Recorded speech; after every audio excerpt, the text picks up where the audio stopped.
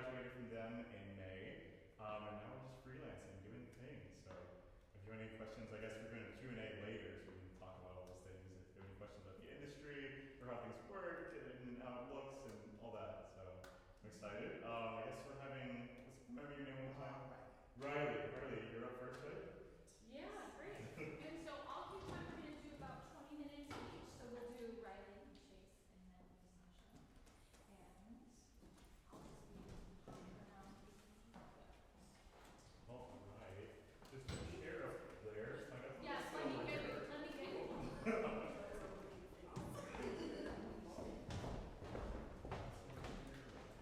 Pardon? I know.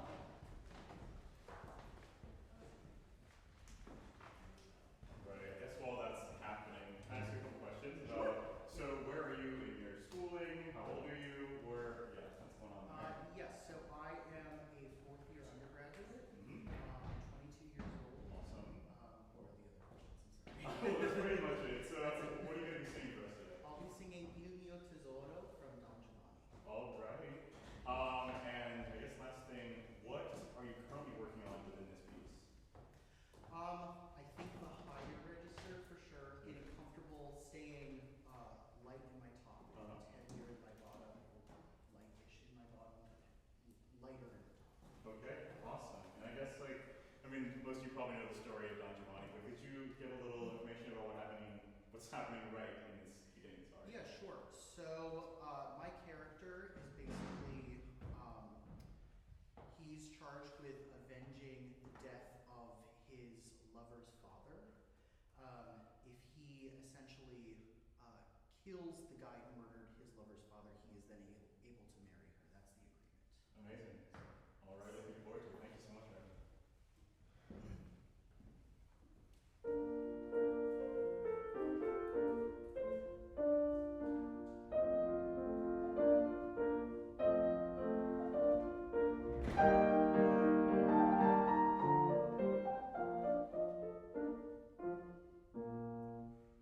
Il mio tesoro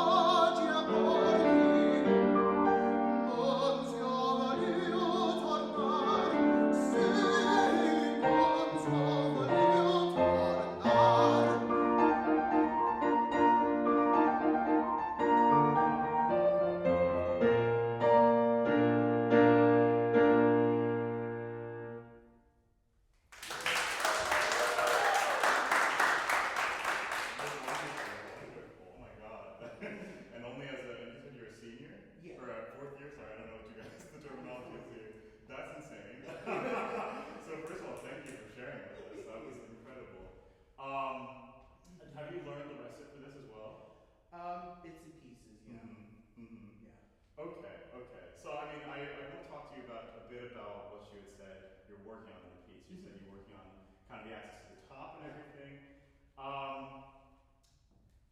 I think one of the hardest things about being a tenor is removing a lot of the pressure of singing from here and placing it here, like as low as possible. And a lot of times when you're doing Mozart, you're doing this kind of multitasking kind of thing where you're keeping this low, also inhaling, also supporting at the same time. So I was wondering if we could go to one of those areas. You know, actually, let's just go to the first F, the cielo. Okay. So what I want you to focus on in this is allowing the larynx to stay as stable and relaxed as possible. How I want you to do that just for now. And let me know if this is stepping on any of your technical things you're working with the teacher. Could you try breathing through your nose the first time? Starting cielo. Sure.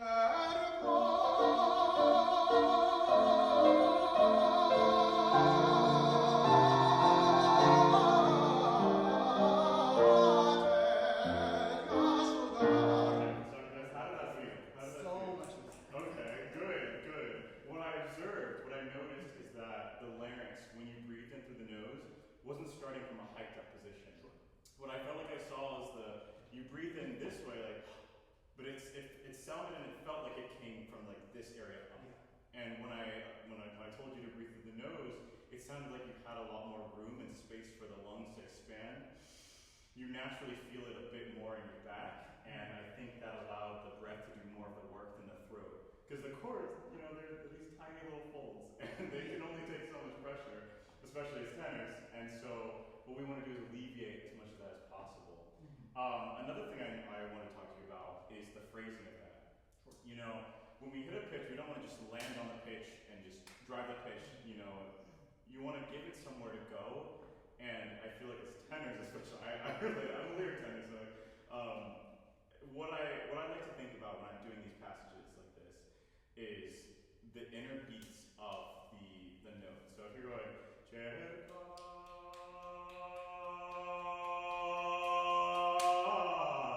you want to keep an inner pulse to it so that you have that kind of momentum and the breath doesn't start to lock and get stagnant. So could I ask you to do that one more time, but this time, could you think about the inner pulse so that okay, go ahead. Oh, sorry.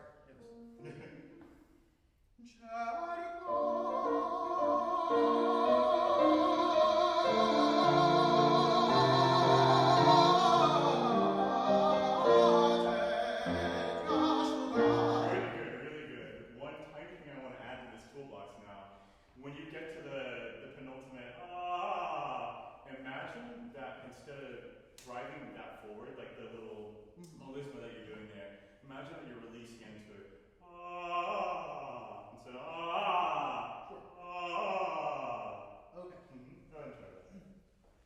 From the very beginning of the F? Yeah. Okay. If you're getting a little tired, yeah, no, let me know.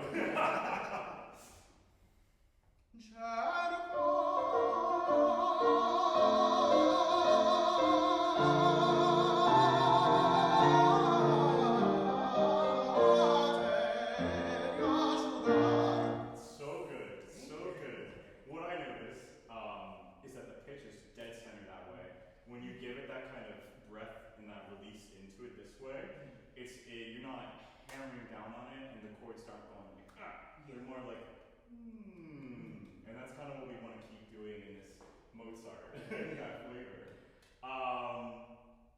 Can we go a little more forward to that hard section? Yeah. Can we go?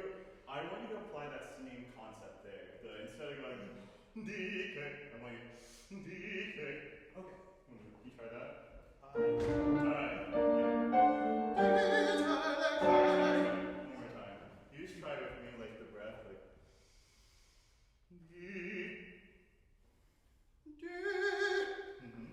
Here you go.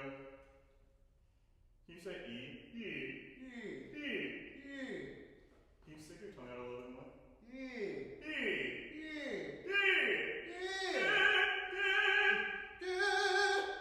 Good. Try it now. So when you do the D, it's like going, we're going, D. Can you actually do that? Can you just like release it and just say like D? D. Can you just say, hey, hey, D, D, D, D. You say da, da, da, da, da, da, da, da. You see that right there? Yeah. You see the placement of that kind of release there?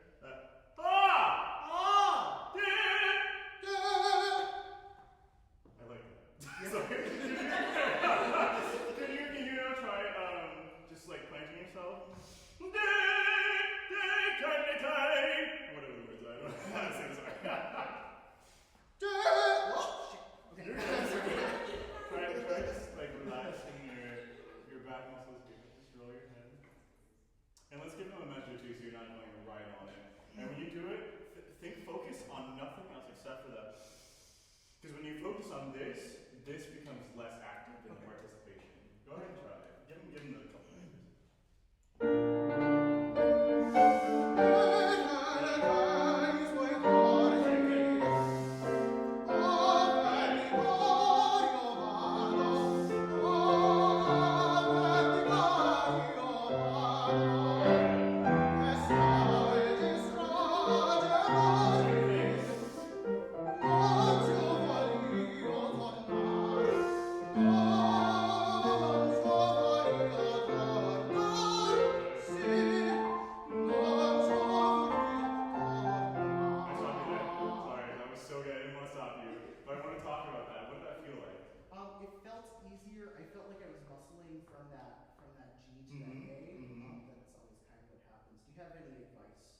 Yes. Direct all the pressure lower. Anytime you feel like it's getting tighter and tighter, just think, almost like when I had you yell, it's because I wanted you to connect more to your lower support here. Because if I'm going, D, D, it gets stuck here, and that's strictly from the folds. But if I go, D, D, D, I can even talk up here if I wanted to. But what you're doing is you're allowing the breath to do more of the work. D, you can even, if you wanted to in your practice, you could just start speaking the words out and allowing that kind of freedom to be the motivator of the phrase. You know what I mean? Sure. Yeah. So, anything else about that section you were thinking? How did it feel? Anything you were worried about? It's really just that higher note. The hub and the audio. No. Nuncio volio do. No. Same thing. Okay, so with that one. I'm thinking about it lower. I'm thinking it comes down here and it's not.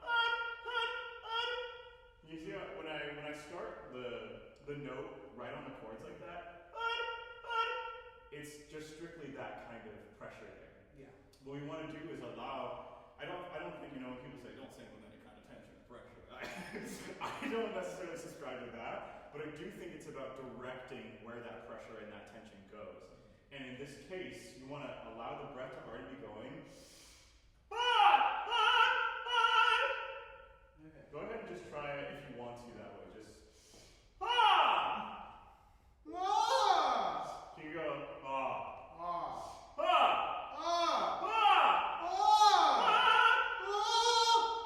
Closer. Can you try just doing like one of these real quick?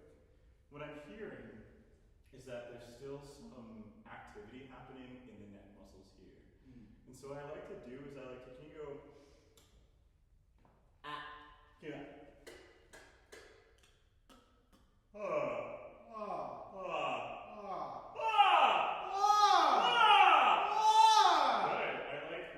The difference that I'm hearing is one has a little bit more resonance and it's coming out this way. What does it feel like to you? It feels like I'm throwing sound forward that Yes. way, as opposed to before it felt like I was singing Here. top of my head. Do you feel like when you do you feel like it goes to your ear? Yeah. And where do you feel like any kind of like tug or anything? Do you feel any kind of tug in your neck here or here? I feel it in the sternocleidomastoid.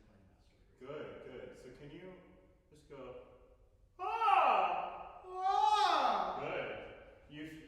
I want you to focus on the release of that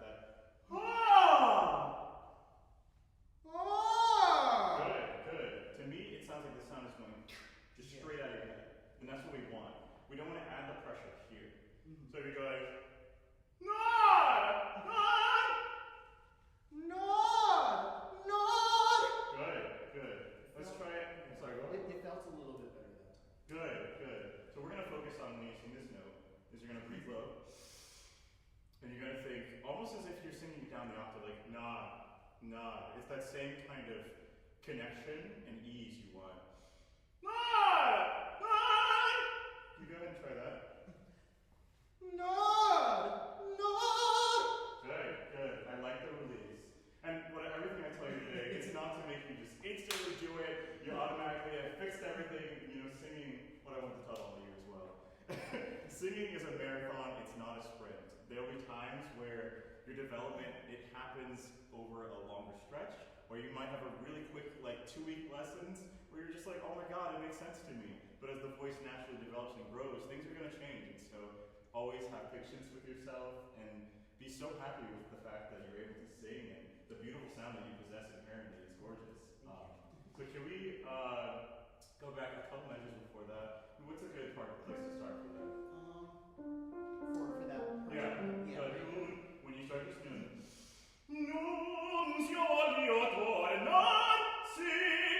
When you start the noon, make sure that you're already on your air. Go ahead and try that.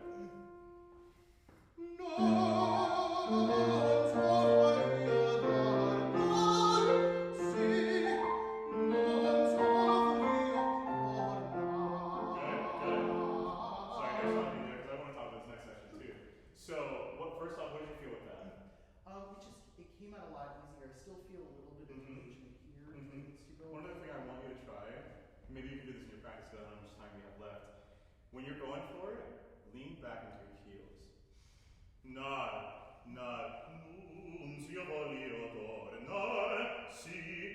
Like that way. But let's move on for now, just so I can talk about the melismatic section coming up. Okay. Where do you want to breathe in this section? That's what I felt like I noticed the first time, is that the organization of the breaths felt almost like an afterthought instead of this is the... I feel like before the first ascending scale I should breathe. And I usually do the two scales after that, and then breathe before the last, the third one. Good. Can we just try that now? Real quick. Yeah, thank you. Just right up the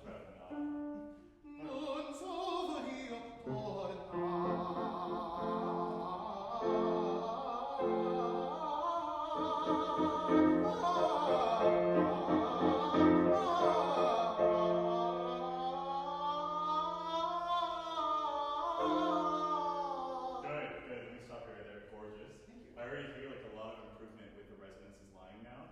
What I want to add to this little toolbox now, I feel like when you're singing this na in such a low place, you don't need to open up so much. Okay. So just na, I can just say na. No. Can you do the first like da da da da? No. Good. Can you just take your hand and go like this? No. Whatever that is. Yeah. No.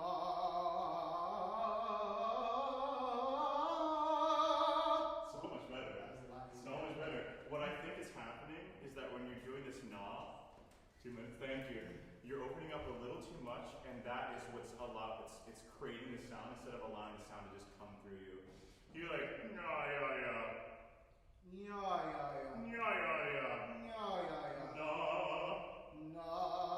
Right there. You're right. Try the whole and just remember to keep it almost like you're going like this. Okay. No. Okay.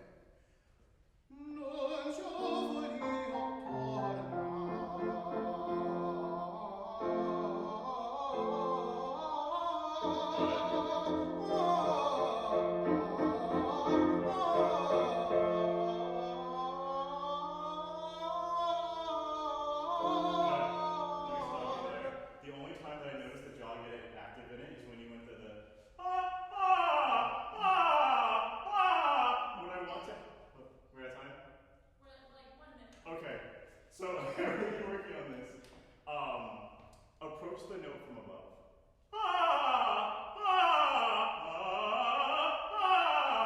You know, where instead of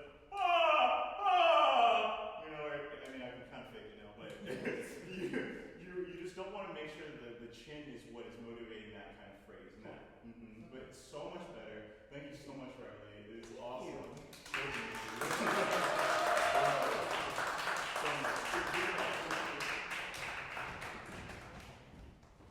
All right. Hello.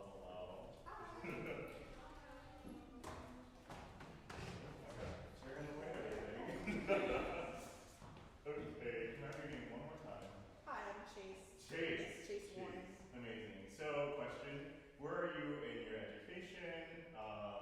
Yeah, just give me a little bit about yourself. Yeah, so I'm a second year master's student now. So I'm almost done. And yeah, I don't know. Sorry. That's good. That's good. Kind of So, what are you going to be singing for us? I'll be singing "Give Me Nobody Without Your Soul" from Lucille Violin Rexter. I love this song. Me too. That is alright, rather. And what are you currently working on in this piece? I think I'm currently working on telling the story through the diction. Good. Yeah. I love that. Okay, I'm gonna move this. I promise I won't fall off. Move this here so I can get with the acting.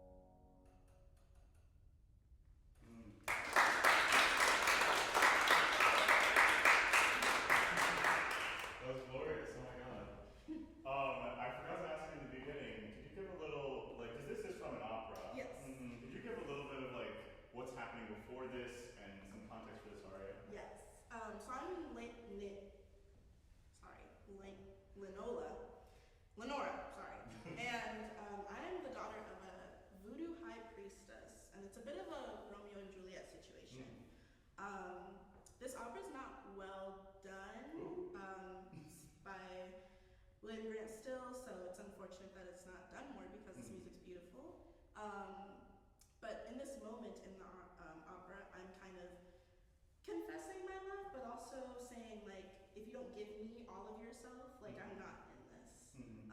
And it's kind of, we were talking about it in our rehearsal, the words, give me nobody without your soul. It's kind of like two meanings, because it's saying, like, give me all of yourself, but also, since I'm the daughter of this, like, voodoo high priestess, I'm like, also give me your soul, kind of thing.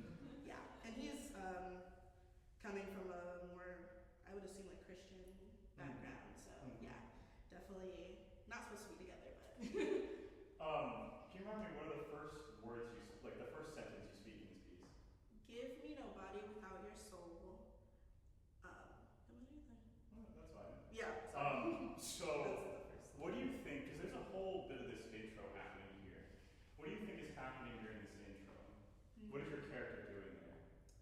Oh, I haven't thought about that. I think I'm really, like, zeroing in on him and getting him to pay attention to me.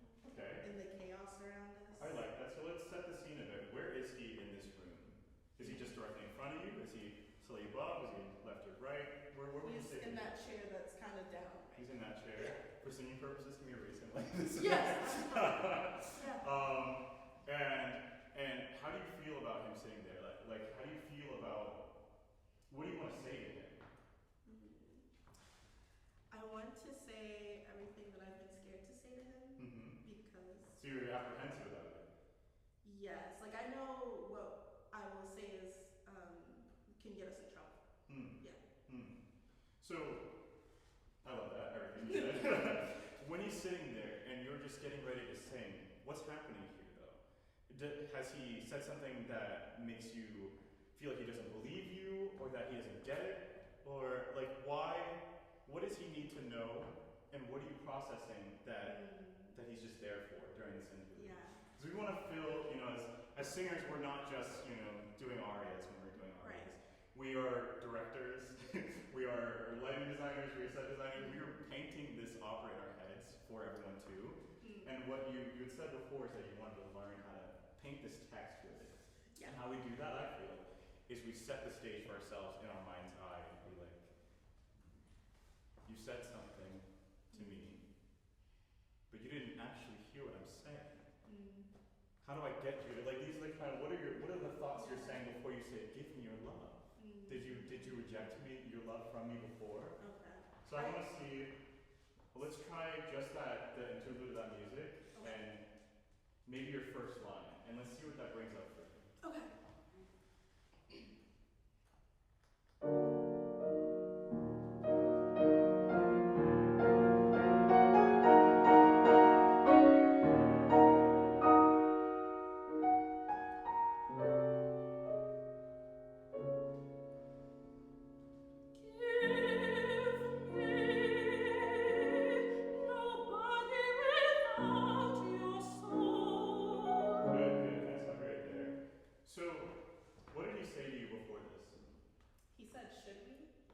Should we? How does that should we make you feel? What is he actually saying when he says should we? Should we what? Commit. Should we commit? To each other.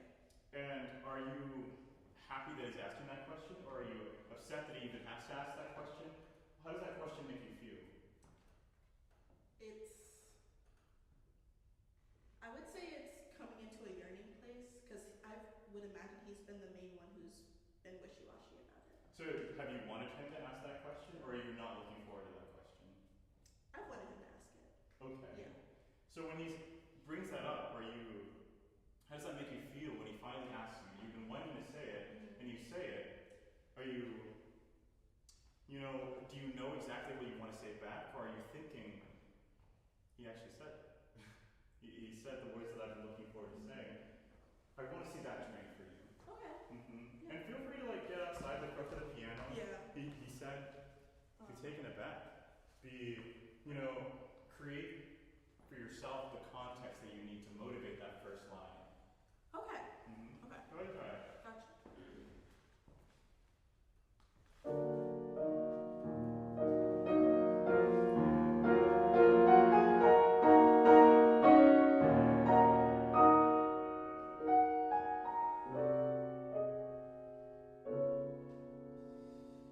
Give me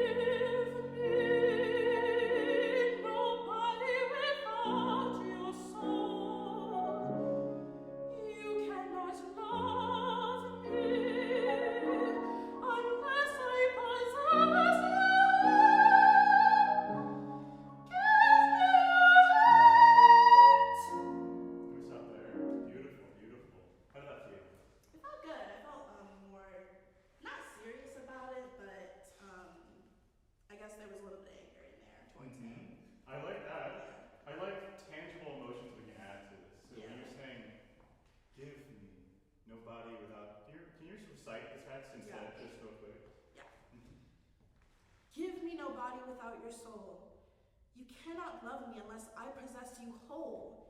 Give me your heart.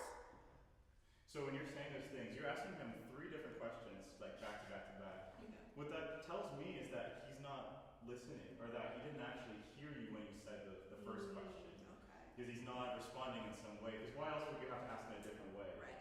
You know, all these things, all these lines are different ways of kind of asking for confirmation, asking for a sort of sense of solidness. At least that's how I perceive it. Feel free to offer any counter narrative to that. But when you ask a question and someone doesn't get it, and you ask a different way to see if they'll get that, and so they still don't get that, and so you ask it another way, I want to see that kind of like, they didn't get it. Let me try something else. They still didn't get it.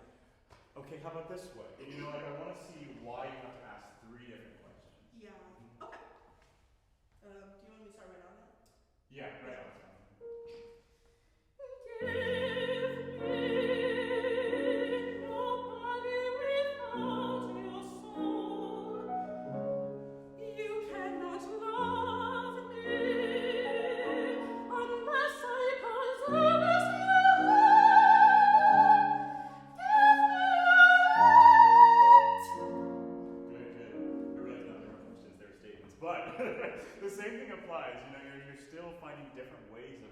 Trying to get him to get it. A different sentence, a different sentiment. Can you try for me this time, keeping your position, like, just standing first. Okay. Give me a body without, can you recite the lines? Give me no body without your soul. You cannot love me unless I possess you whole. Give me your heart. I want to feel sort of escalation with them. Yeah. Give me no body without your soul. Give me your heart. Give me your, you know, can we feel like, and you don't have to keep moving toward it, but you have to almost like demand the attention is still not coming to you in the way that you want it. Okay. Please go ahead. And when you feel this give me your heart, what do you think Grant Still wrote behind up there? Because that's like something serious to say, like. It's very vulnerable. Yeah. It's very exposed. Give me your heart. Yeah. I feel like you want to feel more grounded there, right? Let's try to feel like instead of like you're trying to reach at him, imagine that you're taking your stance and you're saying, "Come to me. Yeah. Give me your heart." You know, give it a little more grounding that way. Make him come to you. Okay.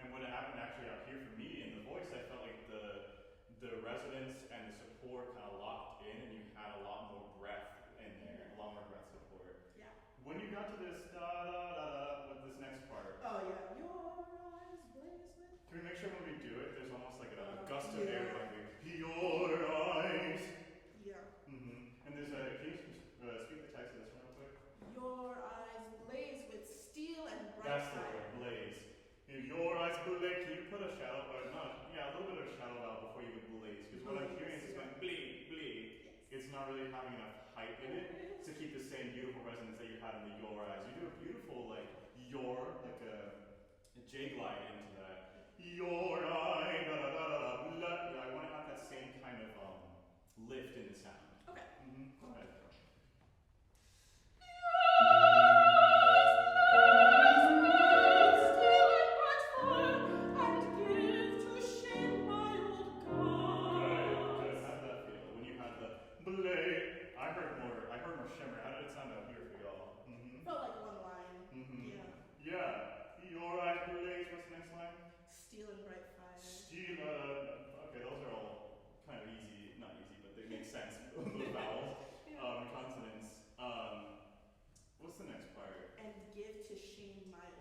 When you're going back into like more of your chested area, can you actually do for me? Sorry, whatever your octave is.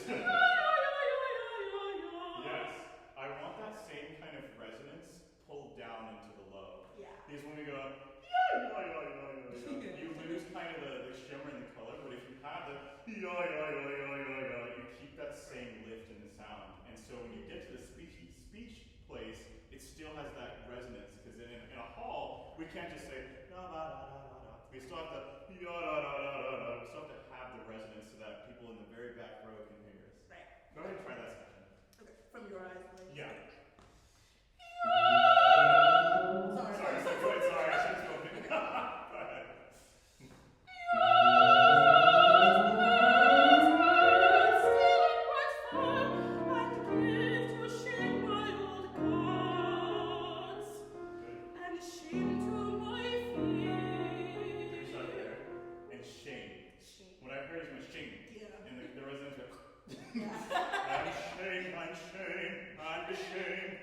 Maybe it'll help if you do a shout out all on and shame and sorry, you guys do IPA here, right? Yeah. The tall I and shame. Yeah. Okay. And shame to my fear, the pain in my breast is sweeter than fear. The voice of a new and strange desire is clear. Hold my hand, smooth my hair, lest the gods melt our love in the air. That's lovely there. Beautiful. I'm already hearing a lot more of the head resonance coming down into the chest and keeping that bright. What are the words in this? That part. The pain in my breast is sweet. I like what you're doing the pain, but I feel like when you shortchange it, it loses the resonance. The pain, Yeah. it's really the. What's that? Oh my god. Can you try one? What are the pitches are? Yeah. Just on a neutral. Just on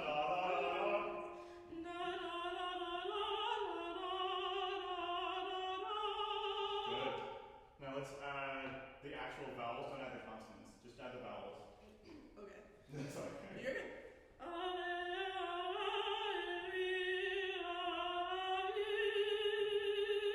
Good. That last vowel. What's the word there? Fear. Can you go a tall I on that one instead of Yeah.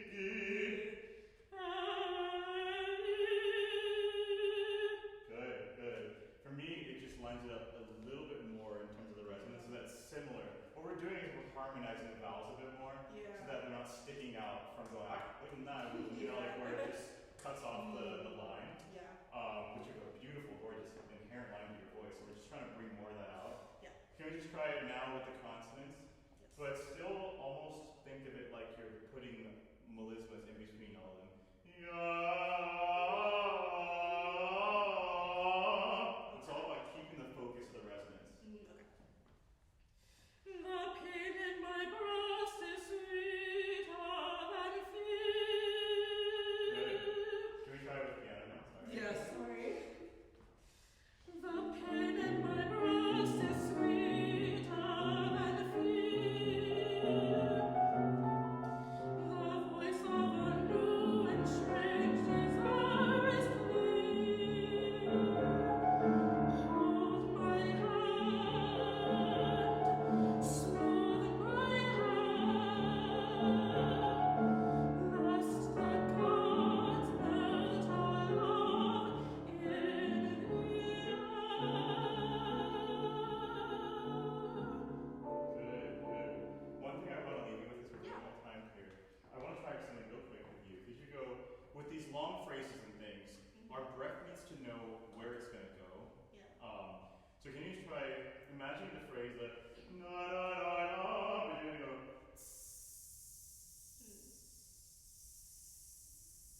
So just like do the first da da da da da da da da da, just on this real quick.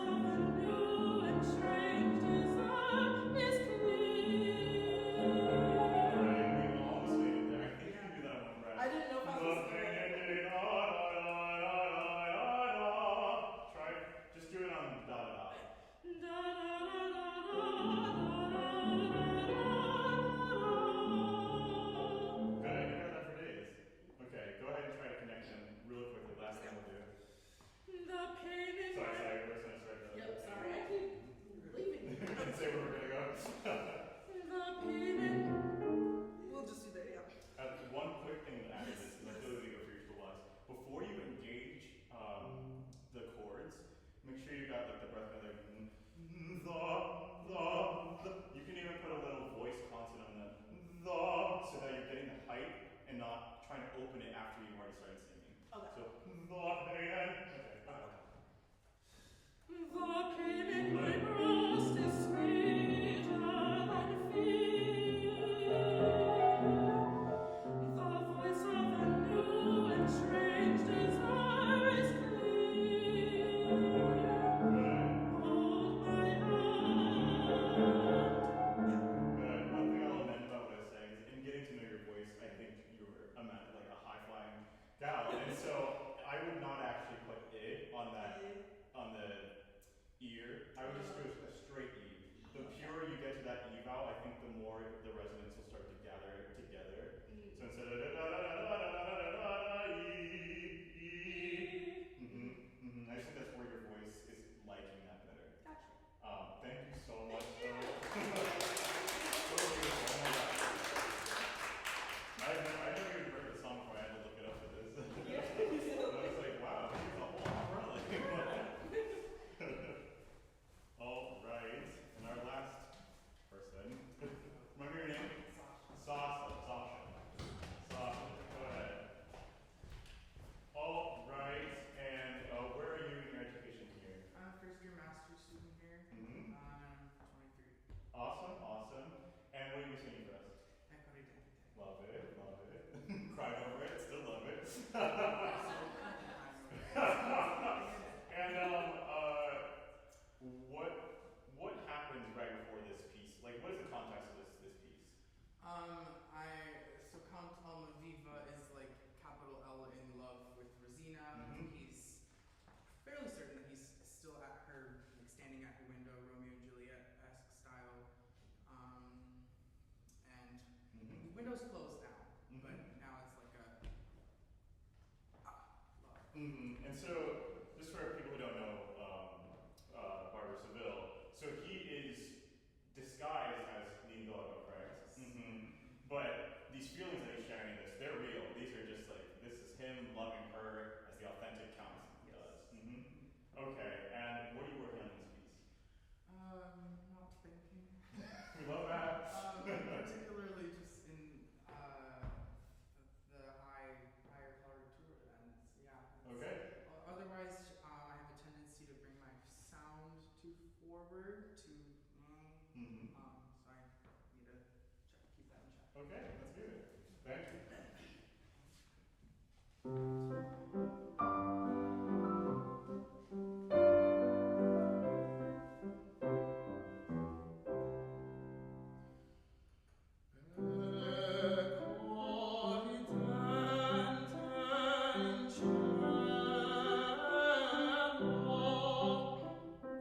Spunta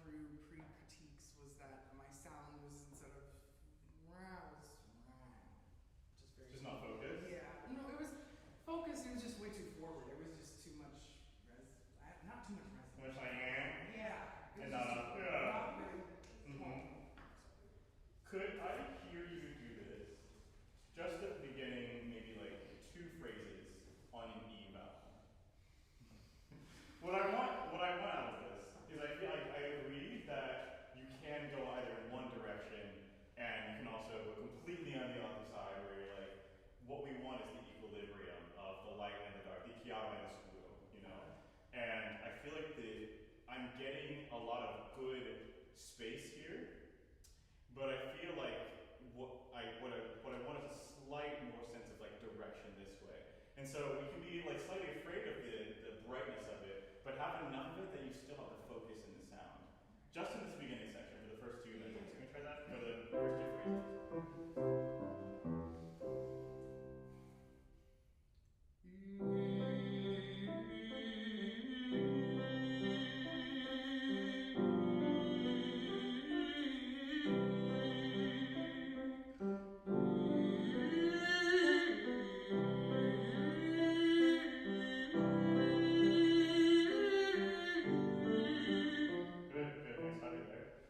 Okay, how do you feel about the E? What is your favorite vowel, by the way, too? Because the tenors are very different. R and O. R and O. And do us when necessary. Mm-hmm. I hate E's the most. So Mm. that was my sound. I feel that. I feel that. Can you just say for me E? E. E. E. E. E.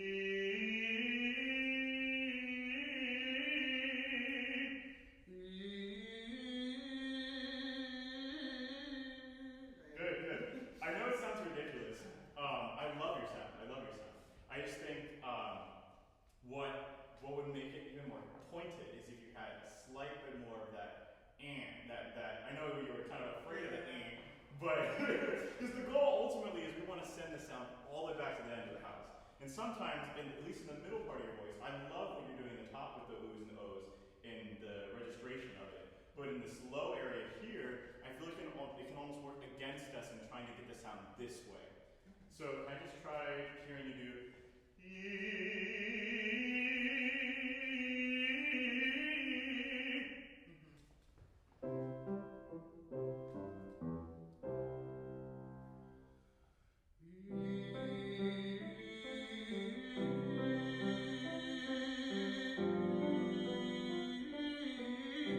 Good, let's stop there. How'd that feel? Fine. Did you feel like it was cutting off your resonance or giving more? What did you feel It in was terms of? definitely resonant. I was also just like obstructing it myself. Mm-hmm. So, Yeah, we don't want the E to be E, where it's like too tight of an E, but if we could just like go what we did with Riley, like just like letting the tongue kind of relax. E. Can you say it? What pitch is that? G. Can you just do it just a E on the G? You go E. Can you take your 2 fingers and go like this? Keep going the phrase.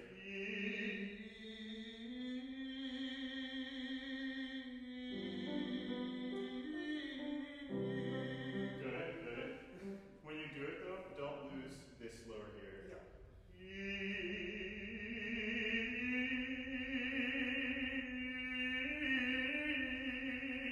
We want to keep that support while also being true to the bright nature of the vowel. Because in Italian, all the vowels are kind of bright.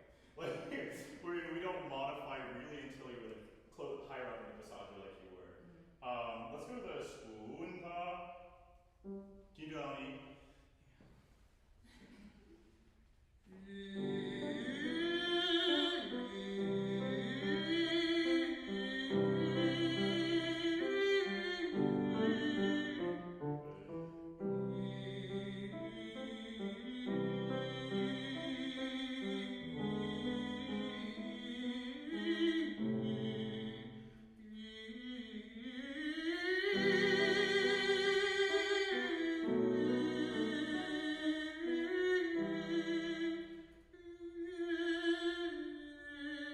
Okay, I saw you there. How did that feel? good. I felt the placement of it. Mm-hmm. Yeah. But you don't like the feel of like the vowel there, right? It's You can be honest. No shame to me. I think that if I would have to spend a lot of time working on that E vowel because I see where I can. I like it. I just need to like do it a lot so that I can like figure it out. Yeah, yeah. Let's apply it then where it actually matters, especially like in the da da da da da da da da da. Oh, sorte.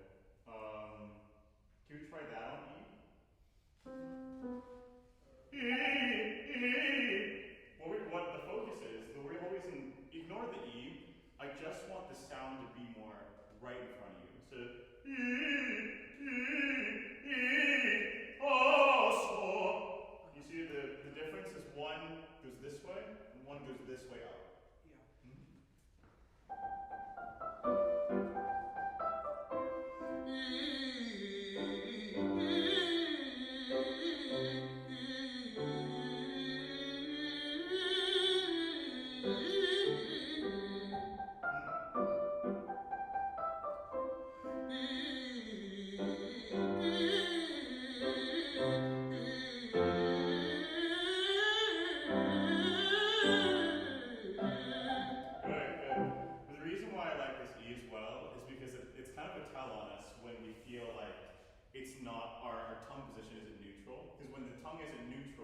It starts to gather in the sound, and you hear it come out. So I'm going,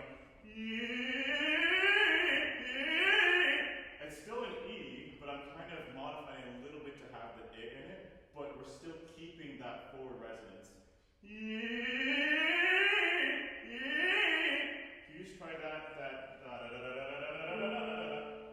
and you can modify it slightly. You can go E to I, if that helps you.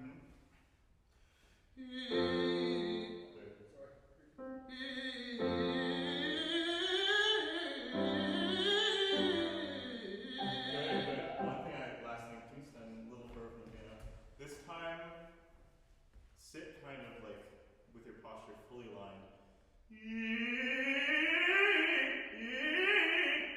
And so we want to keep everything kind of lined up. Go ahead and try it one more time. And feel free to lean into it.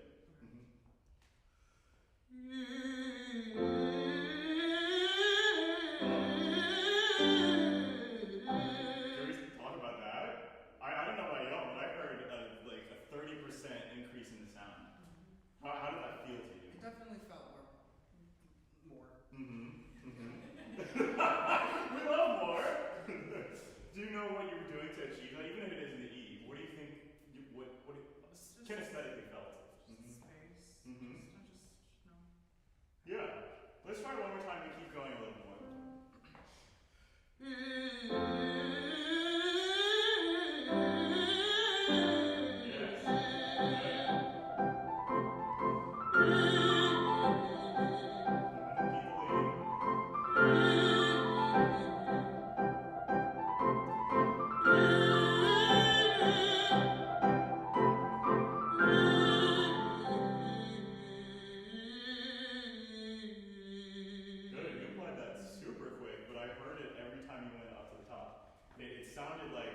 Support was taking over, and the throat was getting less out of the way, and the resonance was going, and that's the goal. How did it feel to you? Good. Yeah, I felt that once I figured out the placement. Let's put it on the words now. Okay. And by put it on the words, I mean remember the position that your tongue was in to achieve that result, and try to apply it to the vowels, because the E that E resonance is going to be in the sound no matter where you go in the voice. So go ahead and try.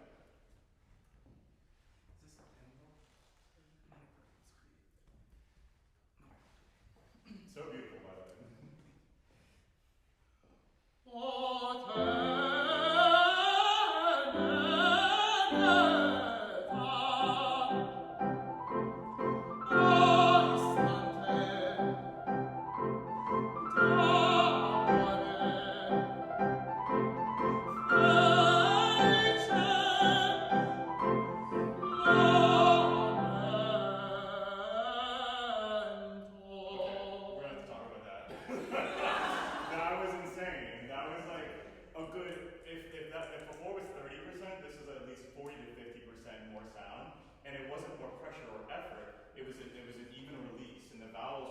They wrote it. And so the resonance just felt like it was just all out here. And that's the beauty and the core of your instrument. How did it feel like to you? Good. Good? It felt easier than I have been doing it before. Good. I mean, if it doesn't, please let me know. We'll find. That's the thing with like singing, there's a ton of different tools you can use. Not every tool fits every kind of problem. And so if an E doesn't work here, find another way to find that kind of ease and resonance. Because the goal is release. The goal is freedom in the sound. And freedom, the result of freedom is the sound out here, which is the goal. I think you applied it super quickly. Let's keep going in the order. Yeah, yeah, that. Yeah, can I do more minutes? I'll just do more. 2 minutes? Oh.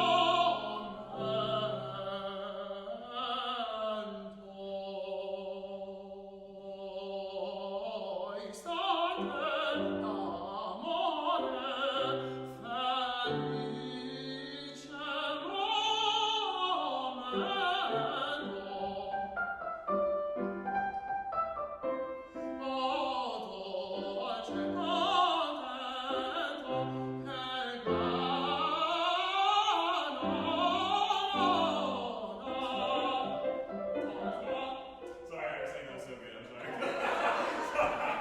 But I hear the laser in the sound now, and it's because I feel like your tongue is in a more neutral position. So for me, it's not a matter of being too forward or too back. It's more about finding a neutral balance of the light and the dark in the instrument.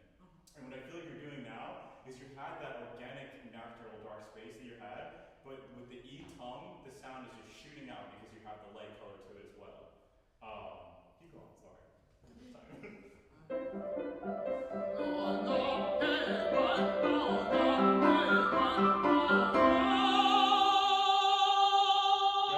Sorry, next slide real quick. Because this is another, I forgot, this is what I want to actually talk about. Okay. Well, when we do these passages in Rossini or in Mozart or anything that's like da-da-da-da-da-da-da, where you don't exactly, we still want to keep that sense of grounding. Okay, you know, we're not going okay, don't be seduced by the musicality you're hearing in the piano. Feel that kind of grounding. Okay, you know, we're still this single line coming down and the support's just shooting out that way. Go ahead and try that.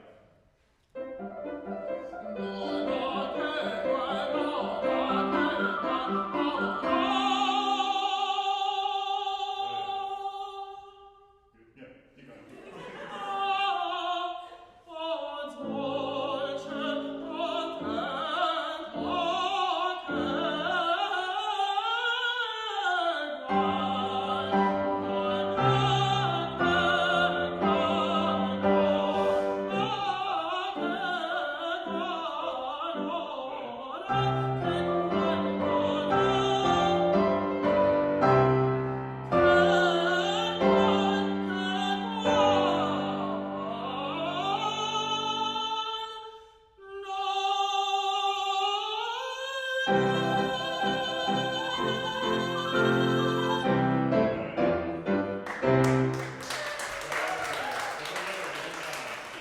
There's so much talent in this room, it's crazy. I think, yeah, keep that up. And, you know, even if it's not an E vowel, just find a way to keep harmonizing your vowels so that the resonance stays even and clean, especially in this repertoire. But you do such a good job, you learn so quickly, that's incredible. Thank you so much, Sasha.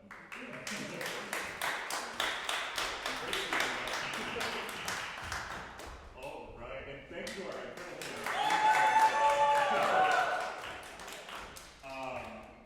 I guess I'll just move this over here. How much time do we have for any kind of questions or anything? Probably like 20 minutes. Okay. Please ask me anything. I will have an answer, or I'll be like, I pass. But please, go ahead. Anything about the industry, or go ahead, Sasha. So, directly after your master's, what happened? So,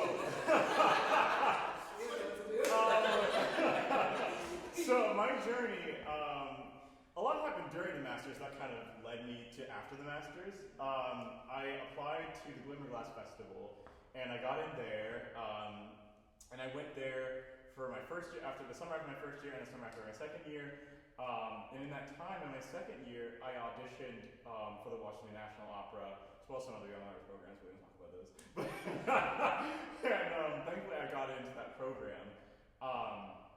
And that was kind of the thing that led me to the next 2 years of my career, which was, you know, at the Washington National Opera, and finding, in that time, I discovered what is the repertoire that I kind of lean towards, what is the kind of artist that I want to be, and for myself, I decided that I am kind of an actor who sings kind of deal. I I like to take on challenging roles like Timothy Laughlin and Fellow Travelers, or Candide and Candide, where it requires a strong set of acting chops to help motivate the story, but still requires legit operatic singing, and that's kind of where I found my personal niche.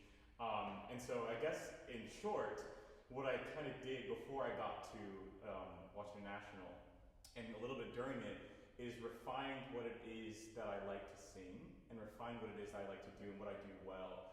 Getting an understanding of those things helps you market yourself better. It helps you understand what projects you can take on, what you can't take on, and I think that's a huge part about having a career as well, is knowing what it is that you do.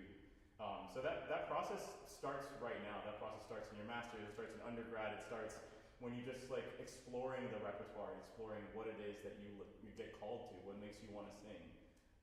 So I guess in that time, that's what I did. Yes. Remind me again one more time. Chase. Chase. Yes. Mm-hmm. I have a question about covering. Mm-hmm. I just wanted to know, like, how's your experience been covering the sun, but also, how do you stay super connected to a role when you're a cover and you're not necessarily like the physical body being in rehearsals, doing the thing all the time? Yes. That's a challenge I have.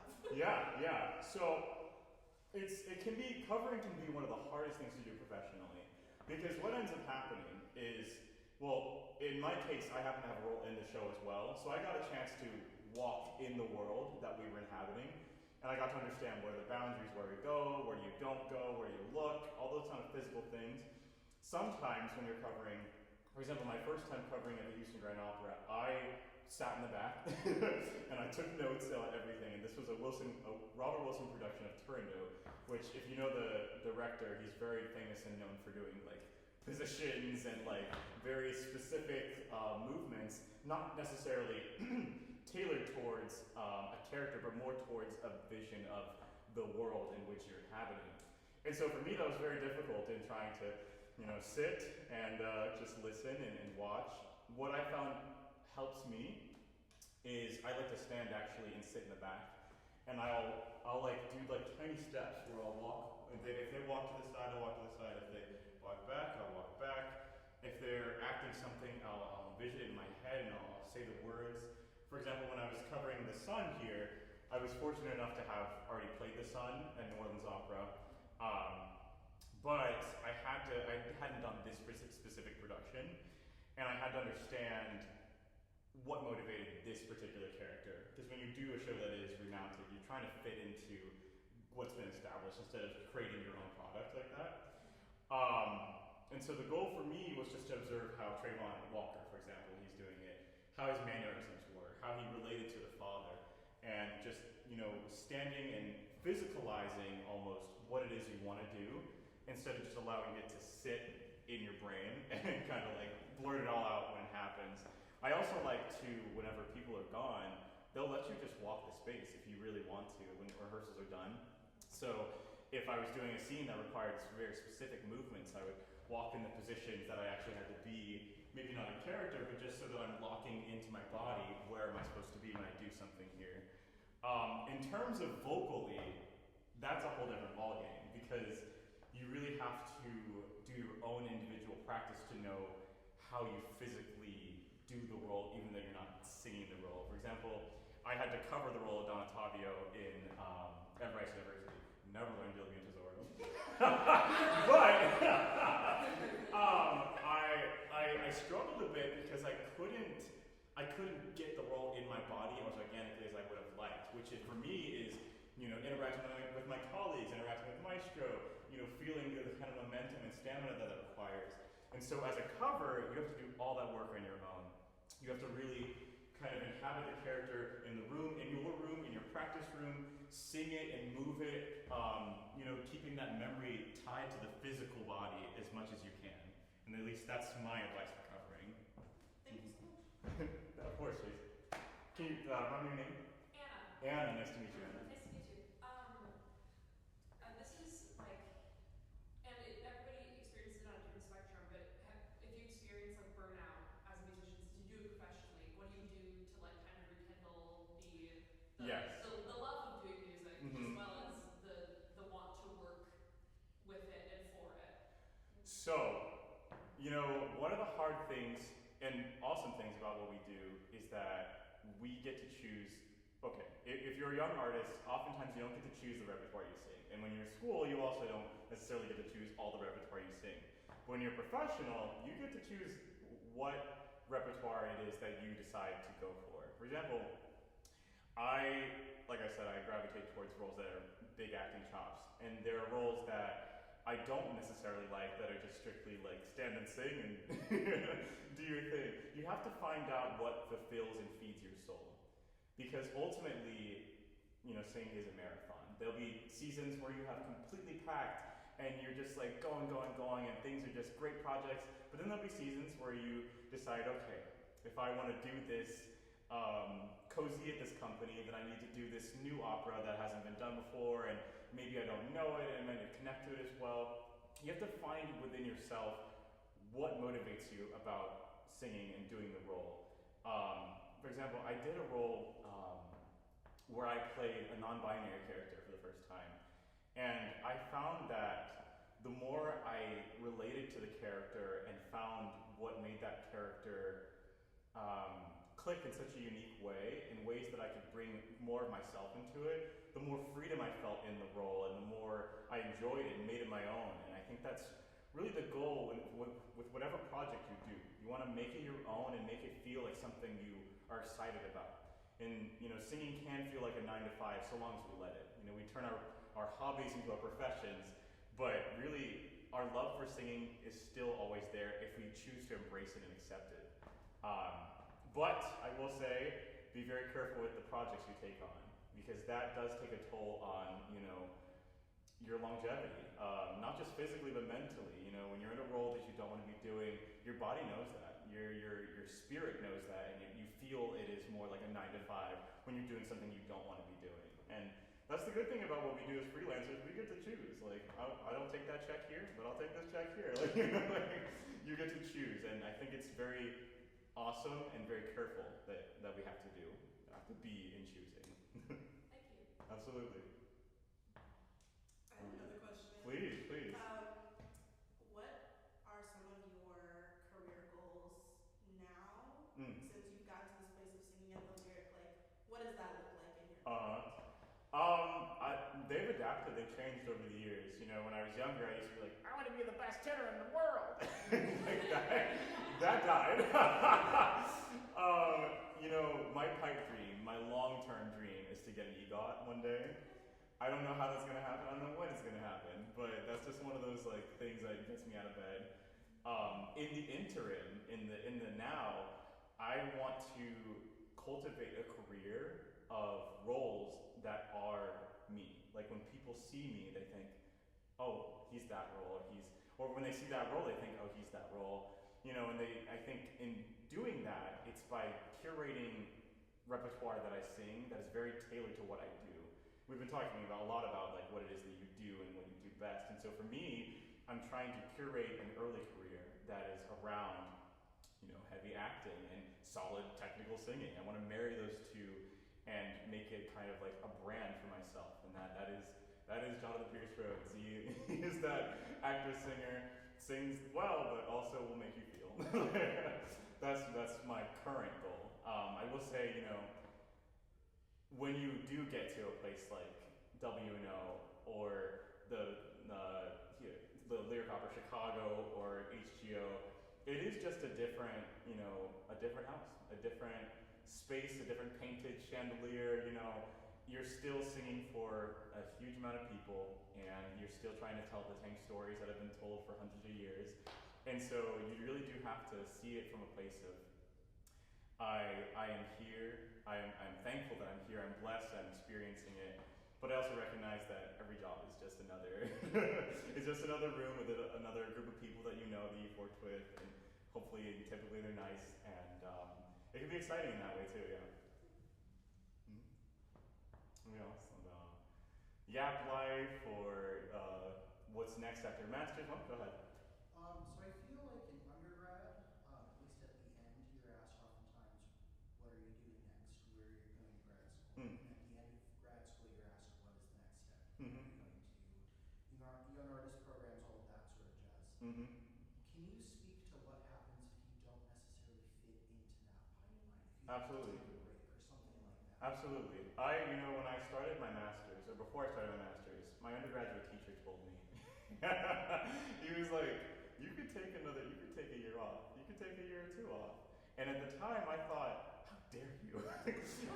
I can sing. I worked this hard to get here. I can get into a grad school. But really, it's not about that. And especially when you're young and you are a voice type that needs the time. For example, I'm a lyric tenor. And so the repertoire that I want to be singing will be singing like Rudolph, Romeo, eventually Don Giovanni or something like that. That takes time, and you don't want to enter it too soon.